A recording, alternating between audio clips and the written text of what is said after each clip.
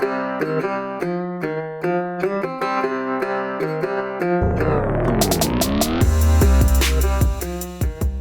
up, everybody? It's Dan, Binder Boneyard, coming at you from the parts room.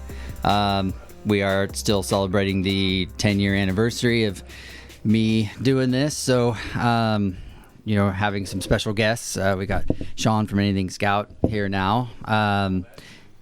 If you're following me or know anything about me, then you obviously know Anything Scout. Like, they're kind of the forefront of all of the social media and anything that's out there. Anything Scout's kind of been the leader of as far as attention and that kind of thing. So if you don't follow Anything Scout, you really should.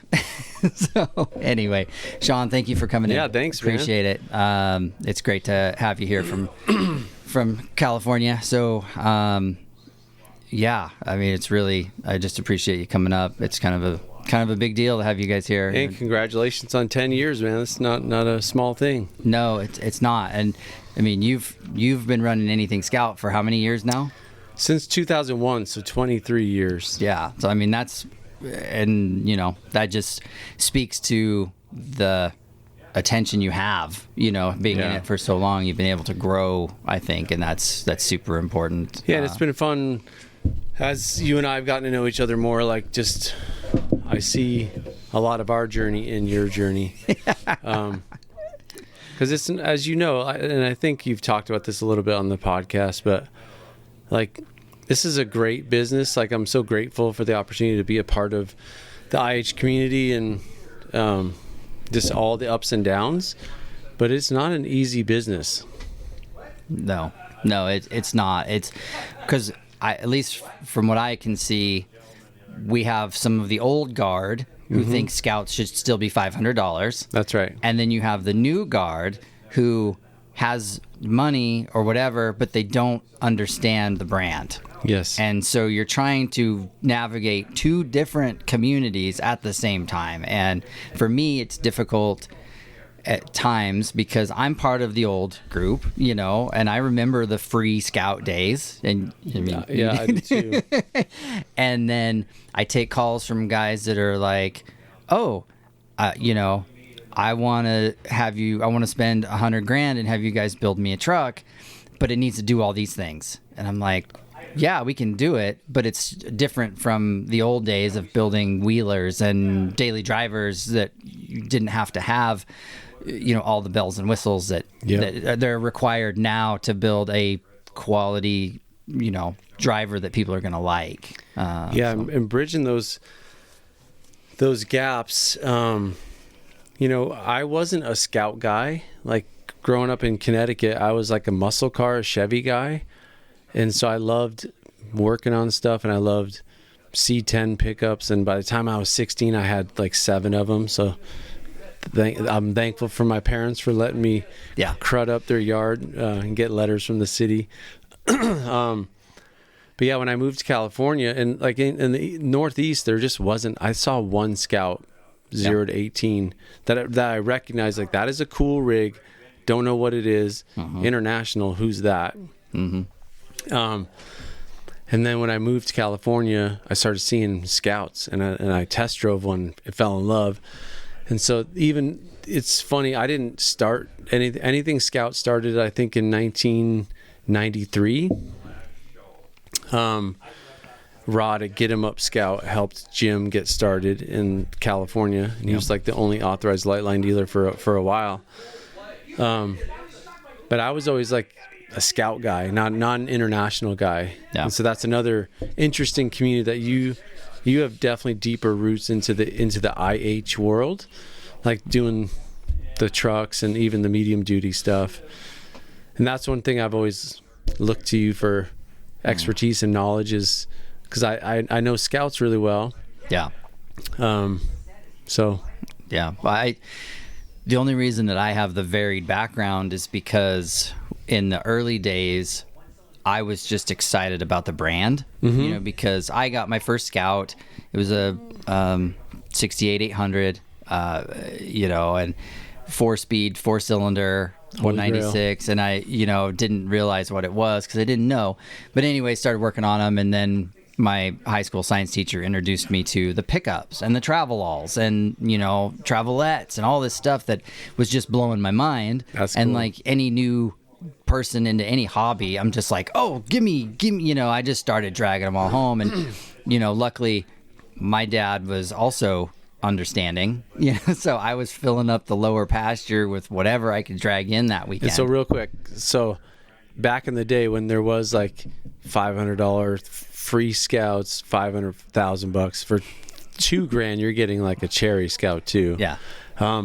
Were the pickup trucks still less expensive than even the scouts? They're about the same. Okay. About the same, but they were usually in worse shape. Okay. The pickups were usually beat, just farm trucks that got driven into the ground. And you went down those pickups, you were hauling scouts around with those pickups, right? That's pretty cool. Yeah.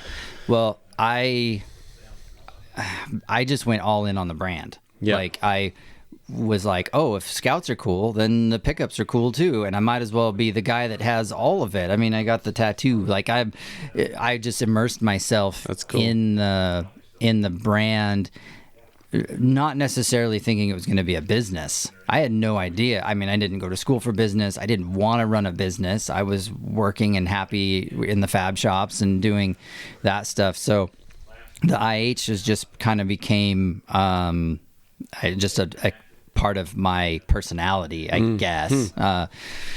So yeah, but it was also Dan Binder.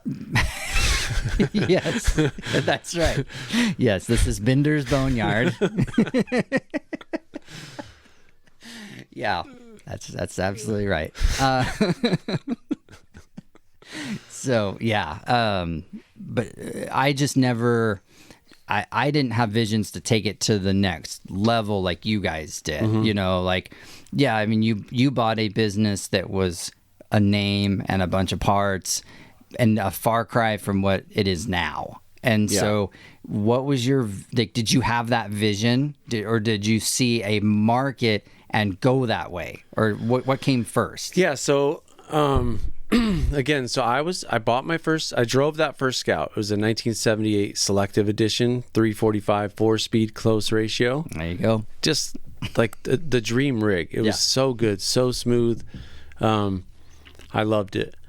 But again, I wasn't like an IH guy. And I sometimes, I'm not like, I don't love new things. And so I knew Chevy drivetrains very well. And I was kind of intimidated by this IH motor that I didn't know what it was or the ins and outs. Well, yeah, just obsolete engine. Yeah. And so when I looked for my first Scout, I think I bought a 68. I think it was a 68 or 69 Scout 800. Had trees growing in the back, $500. And then I had another late 60s Scout 800. So I had like 2 or 3 800s by the time I bought my first 79 Rally Scout 2. But the Scout 2 was missing it had a blown engine. $1,000, great, cool truck. I wish I could get it back. But what I did was when I moved from Connecticut to California, I had a suitcase and I shipped my small block Chevy out with me that had a cam and just all the trick Carlisle, Pennsylvania swap meet, go fast parts on it. So the first thing I did was I put that Chevy engine into the Scout. And so as an enthusiast, I already like butted up against this purist community that like, why'd you put a Chevy in that? I'm like, dude, I don't know. I love this Scout platform and I like these engines. I know these engines and no, don't mean to offend you. I just am doing my thing. And so when I had the opportunity to buy the business, I was only 20. I think I was like 27. I was a young guy.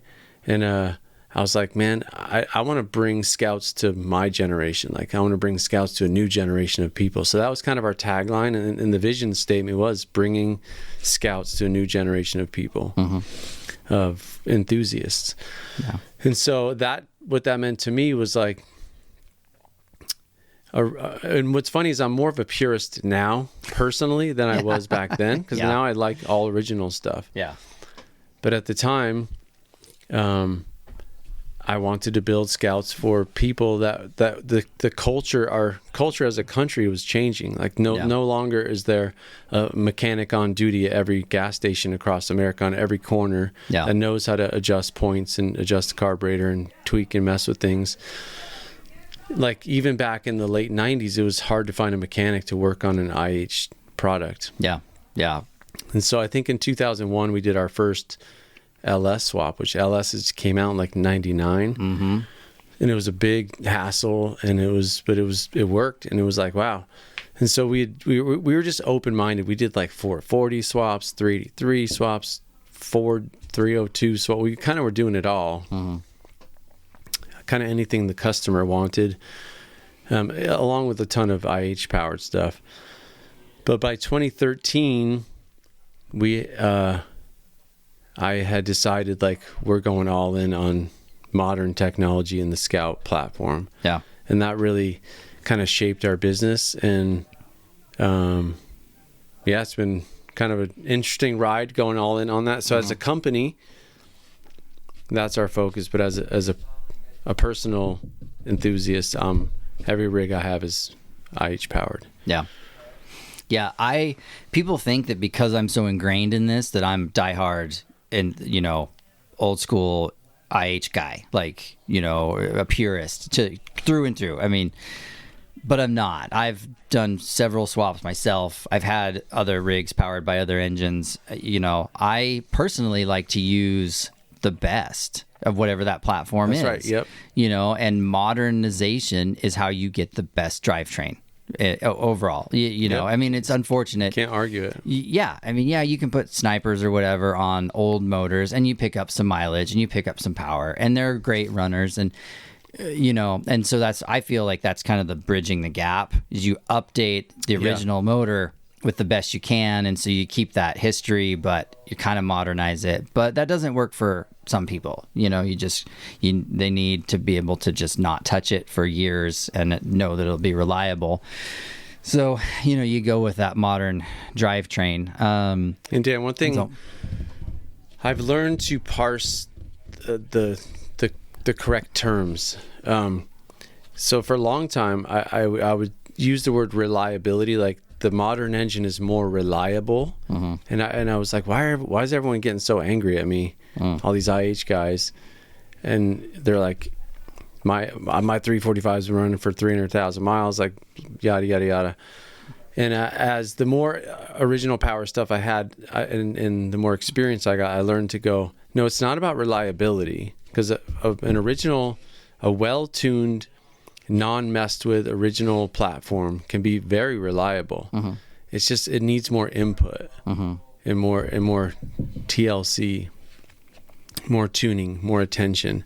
So even if you put that modern technology onto the old platform, it's still, you're getting into like having a Holly, and this stuff's all getting better and better. Mm-hmm. But being out on the trail or out on a desolate road trip with a Holly Sniper, and that Holly's fuel pump relay goes out, you can't just go to the local Napa and get parts for it. Mm-hmm. And that's what I like about the factory LS stuff. Mm-hmm. Is you keep it as OEM as possible, and so that you have accessibility to parts. Yeah, because we've all been on road trips and had problems, even with the old IH stuff. And it's getting harder and harder to find an alternator for a Scout or a. No, that's true. That's the thing. Everyone and the guys that jump on us about reliability, they forget about the fact that they have to tinker on it every 3 weeks to keep the carb tuned or whatever. Or chase oil leaks all the time or deal with it. Yeah. And so, I mean, I've put 100,000 miles on my DT 360 and everyone's like, they're reliable. Well, I had to do injector cups. I've had to do, some leak repair. Like there's been maintenance involved.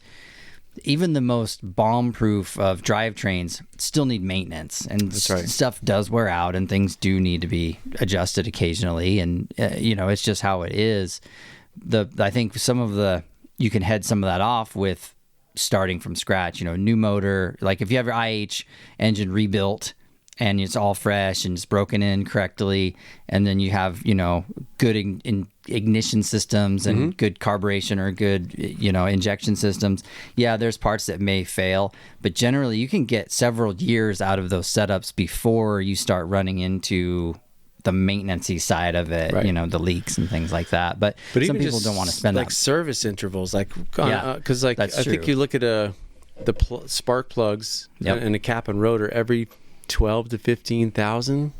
Well, if you're running a Pertronics and good components, I think you can do spark plugs about every 25. At least that's what I found. But the gap gets pretty wide. Yeah, you're about 40,000. And that's a clean running motor. Like, yeah. I just know, like on the race Terra, and I'm buzzing that thing pretty hard, the 196. Yeah. But you remember like the oil deposits on the spark plugs, and that's after 800 miles. Yeah. So, but an LS is like 80 to 100,000 miles.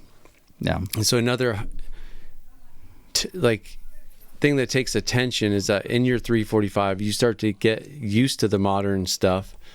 So then you're going like 3 or 4 years before you change the plugs or cap and rotor. And then you're like, why is it running bad? Yeah. It's like, well, you've put 40,000 miles on. Yeah. Because you're used to an LS or a modern cars. Modern car. Yeah. Yeah. No, I agree 100%. I'm on board with you guys. You know, anytime people start hating, I always try and remind them, you know, of the positives and stuff. And it's just one of those things. So, and that's your guys' business model. That's how you're keeping the brand alive. That's how, because I would much rather a repowered original body go down the road than some fabricated from scratch body that we're starting to see now with who knows what's parts and whatever else. I think keeping the original original parts that you can, the body, interiors, the soul, and I know people say the engine is the soul. I'm not so sure about that. Same here, dude. I feel like your experience in the cab is where the soul is. Me too. You know, yeah, you get some engine feedback and the drivability, you know, the 4-speed is really nice or whatever. But I feel like the most impactful to your spirit is what happens in the seat, not when you open the hood. That's right. You know, at least to me. So I like that they're still going down the road. You guys are doing amazing restoration or, you know, resto mods, and there's just more of them out there. And, you know, I don't know how many of these things were in a field 3 years before, rotting into the ground. And now they're on the road and being enjoyed and all over the internet, and people love them. So like, yeah, I have zero problems with what you guys are doing over there, and I've sent everybody I can your way, you know, that kind of stuff. But it's just funny, like I said, coming from the old guard and still seeing some of that in even today, 25 years later. Yeah. You know, it's like it's just how things are going, and I'd much rather you guys do what you're doing than they not get saved at all. That's right. You know, yeah, I appreciate that. Yeah, I mean, and to me, it's about, like, when I get texts and pictures and emails about, like, I took my family, like, I sent my Scout in to get a drivability conversion, and that's essentially like a mechanical renovation with a modern engine, rebuilt everything.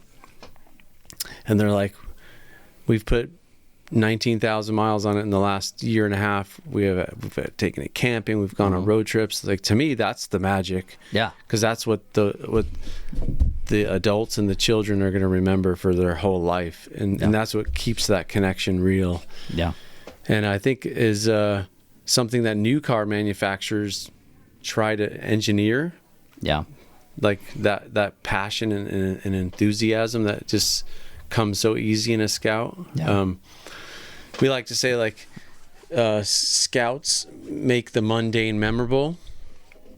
So, like, even going to the grocery store becomes a memorable thing in a Scout versus, like, you know, your Toyota Sienna. Well, I mean, everybody has the experience of driving their Scout or their International to the gas station. Yeah. And somebody saying, oh, my grandpa had one of those, or my dad had one of those, or we used to take ours. And those impact you all the way through. Like, years ago, pre-Josie, I've had other girlfriends, and they hated riding around in the Scout or the truck I was driving or whatever. They hated them. And then we'd stop at a gas station, and it would get some attention from other people, and they would want to talk about it or think it's cool. And suddenly this girl that didn't like the truck was like, oh, these are kind of cool, I guess. Like, just clout chaser. Yeah, just seeing some other inputs. Like, oh, really, it's not that bad, you know. And so I always thought that was kind of funny too. That when people start driving them and then they start getting that attention, they're like, it's a experience that sticks with you, you know, that you remember. And it becomes the story you hear. You go to nationals and everyone has that same story. Like, I can't go to a gas station without getting harassed, you know? So it's cool. it's just part of the brand. And it's been cool to see, because there's a lot of new pop-up IH businesses now. And I know that we have, like, I don't know, mixed emotions about it, because are they, like, we've made our living off of this, off these vehicles in the community, and we hope that we've given more than we've taken. But now that values are up, that's when it's like, oh, now that there's money to be made in it, people jump in, to, I hope, just bandwagon. Yeah, and extract from the community rather than be a part of it. But if you offer a good product, that's fine. I'm all about it. But I think it's neat how, like, of the OG shops, like, we've all have our uniquenesses, and we all exist and we all get along, and that's pretty special. Yeah, I mean, we're all kind of a niche inside of a niche around a niche, you know, because I'm kind of the full size guy, you know, where our shop's full of travel alls and pickups, and we still do Scouts, but I mean, a lot of our part sales and a lot of the tech questions I field are all truck and travel all related. And I think you're definitely the leader in that space, and like one of the few. There's not many other shops that are focusing. Oh, no, they turn down. It's amazing the amount of calls I get from people who want us to work on the truck or travel all that called other shops. That's right. And they were like, oh, we don't work on those, you know? And so, it's just, and I didn't plan that. It just is how it happened, you know, because maybe it has to do with my history of driving the trucks everywhere and using them as work trucks and everything else. It's just, I'm that guy, I guess. But I just, I lost my train of thought, but it's just one of those things where we're talking about new businesses, and I feel like we're in a space where we can make podcasts or do the videos and share our knowledge, and we actually have the legs to stand on it, where someone who just got into it a few years ago thinks they're an expert and they're going to tell you how to do something, and they don't have the experience, so they don't know that there's a difference between an 800 and an 800A, but they're going to make a video telling you that they're the same. And you know, we've all seen that on Facebook or wherever. Guys are self-proclaimed, you know, IH experts, and you know, they've only bought 2 Scouts, or you know, I've talked to guys personally that started started a restoration business doing IHs. Yes. And tell me that they're going to put me out of business. Same. And I'm like, you gotta love that one. It is. And you know, I'm like, okay, well, good luck. It's cool. You know, if you need parts, call me, because you will, you know, and knowledge and advice. Yeah. And so it's just it is a funny space to be in that respect with the new people coming up. But no, I mean, that's why we make these videos and make the podcasts, to put information out there that we have earned ourselves through not reading it in the book. Like, we've experienced it, you know, like with you building the race, Tara, you know, as it's evolved, and it's through experience, not through someone telling you at the starting line, you know, oh, hey, you should really try this or try that. Like, no, you ran the truck and then figured out, like, hey, I need better bump stops, or I need, you know, this or whatever. And that's why I feel like what we're putting out is hard-earned knowledge, you know? Yeah, and we've seen, like, anyone that's been in the business for a while and has half a heart.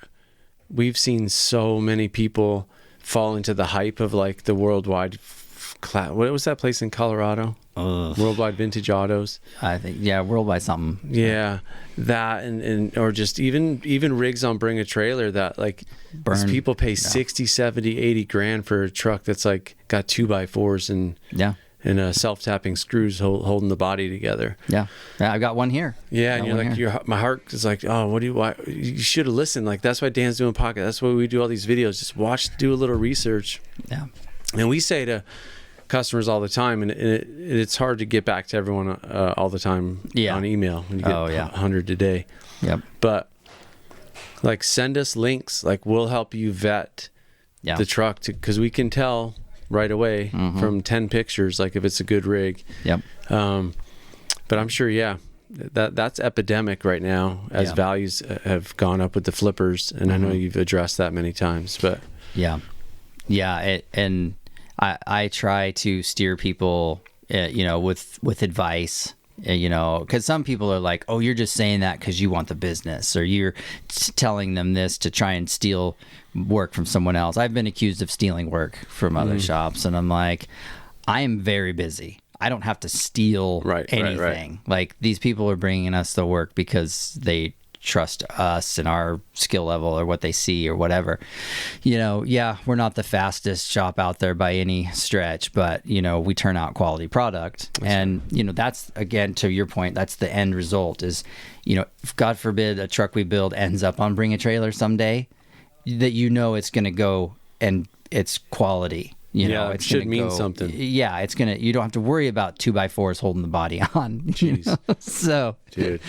Yeah, and you being in the Midwest, the shop being in the Midwest, you probably see even more rusty, that kind of stuff. But instead of 2x4s, it's 3/8 angle iron.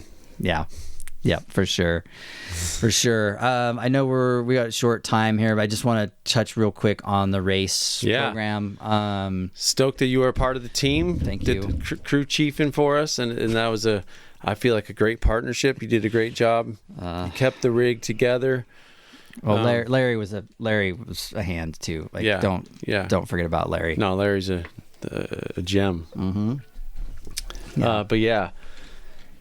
As many of you guys have heard, probably we ended up having a great race. I feel like I'm so conflicted about this race because it was our second 1,000, second big race, and we learned so much. And I feel like everything that we implemented from the first race was a success. Yes.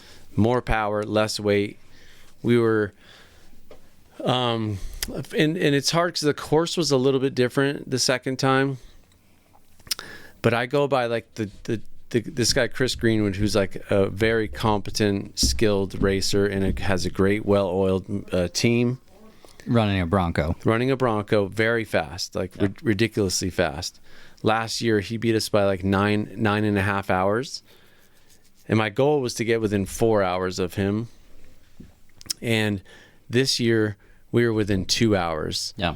We were doing great. And on actually there was a long day. Remember the 185-mile day? Yeah. Single stage, no gas stops, no transits. We actually beat him by 12 minutes. Yeah. And that's, a 500 horsepower, 347 small block and a lightweight Ford Bronco versus a heavier Scout Terra with a 73 horsepower 196. A manual transmission. So like, man, we were just doing so great, and I was proud of how Owen was co-driving. You and Larry and Chris were all dialed. Everything was great. But in the 28 miles left to go, day 6, stage 2, I really, and I think the lesson learned, anyway, we crashed, went off a cliff, rolled about 8 to 13 times, including a couple endos. Really bad crash, walked away. Kudos to everyone that had a hand in building that truck, our team, Anything Scout, and Hunter and his guys that helped us build the cage. The cage builder, Hunter. Yeah, they build like stunt cars, so they're used to building cars that crash. Okay. But great group of young guys, man.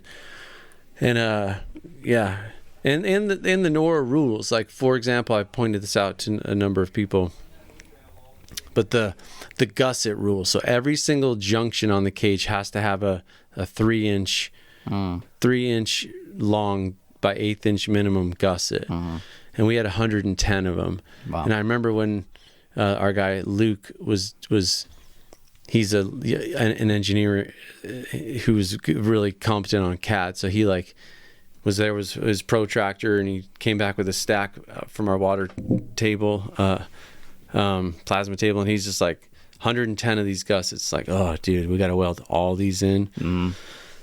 But it's those kinds of things, because man, Owen and I walked away, and the cage was not deflected. It didn't crush. Wow. I mean, some of the tube was dented. Yeah.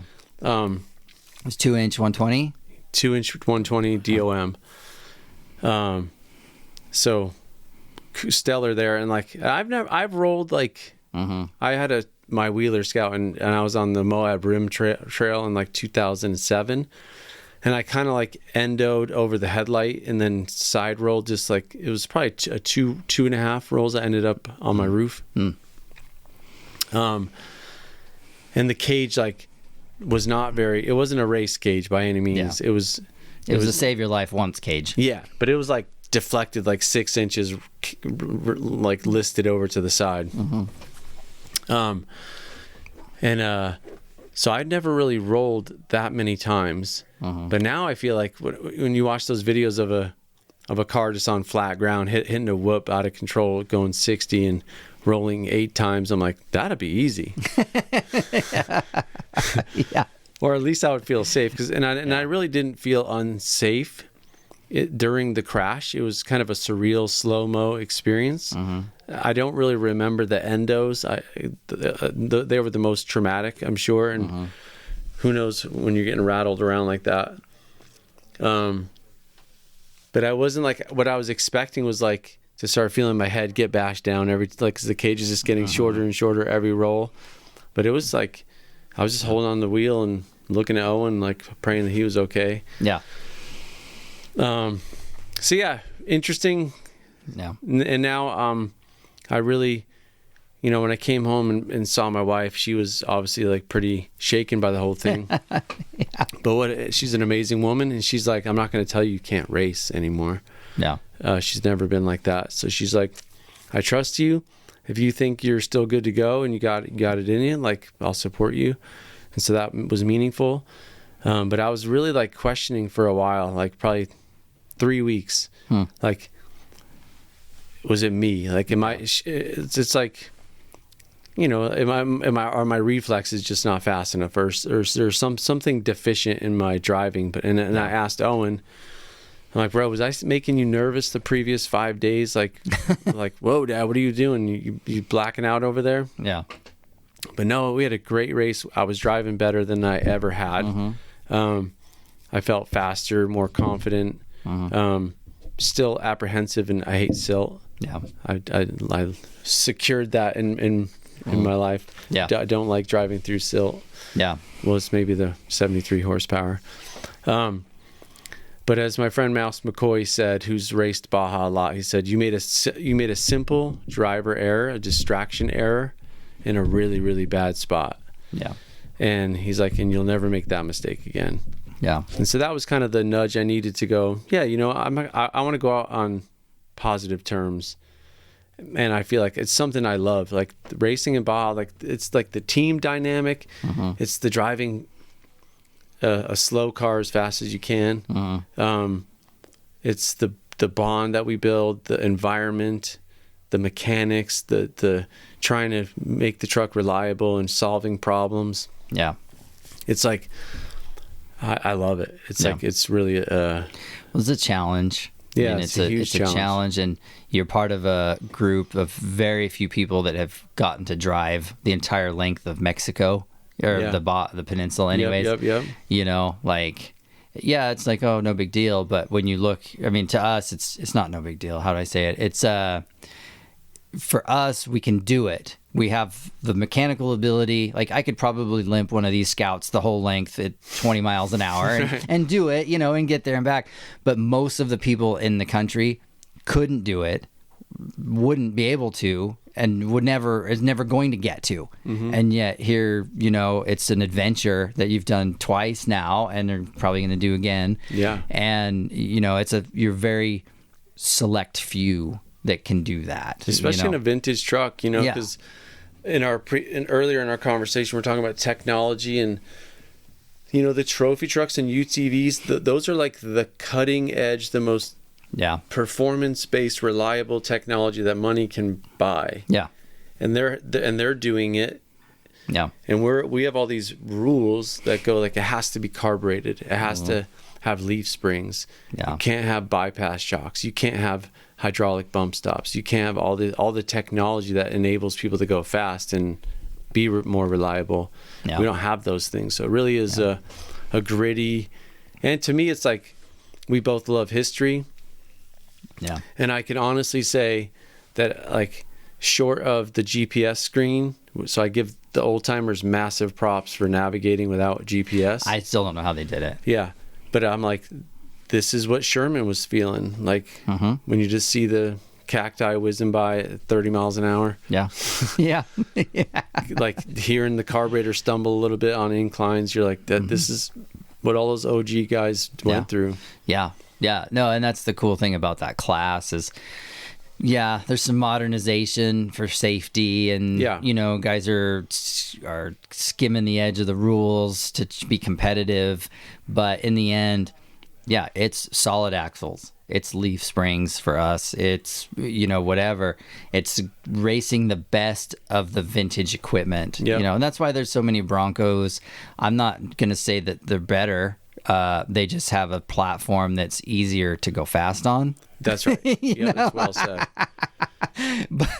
But because I don't think those guys are Ford guys, they're just they're picking the tool that is maybe the fastest in whatever setup. But going back to your story, you beat them by 12 minutes on one stage using our equipment. That's right. And the third place guy on day 6, before we crashed, the third place guy was 12 hours behind us.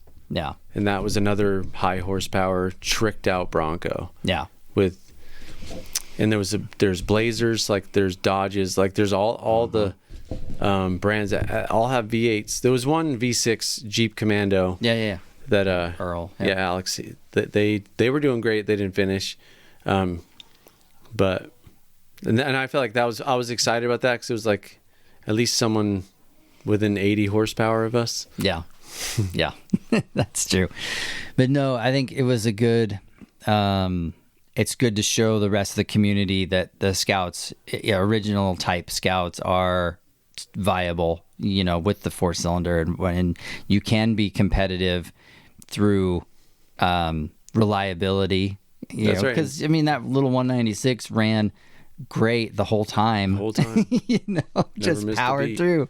So, it just shows you how tough the Scouts were, and what they were built out of back then still holds up now. Because we're still running Dana 44s. You're still, Scout steering boxes. Like, Scout components can handle that. Yeah, they're getting refreshed every race or whatever. But just the fact that they can survive 1,300 miles or 1,200 miles of just relentless abuse. Yeah, that's what it is.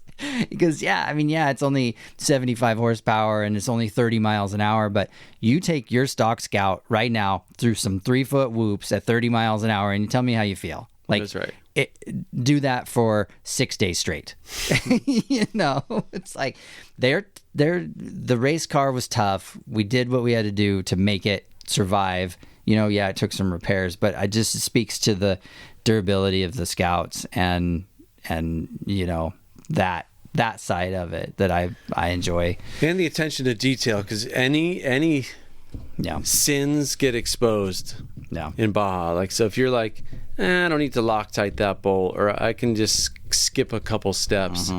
So like in our builds for both of our companies, that thoroughness and attention to detail really pays big dividends either way. Either it's going to cost you a lot, or it's going to credit you a lot.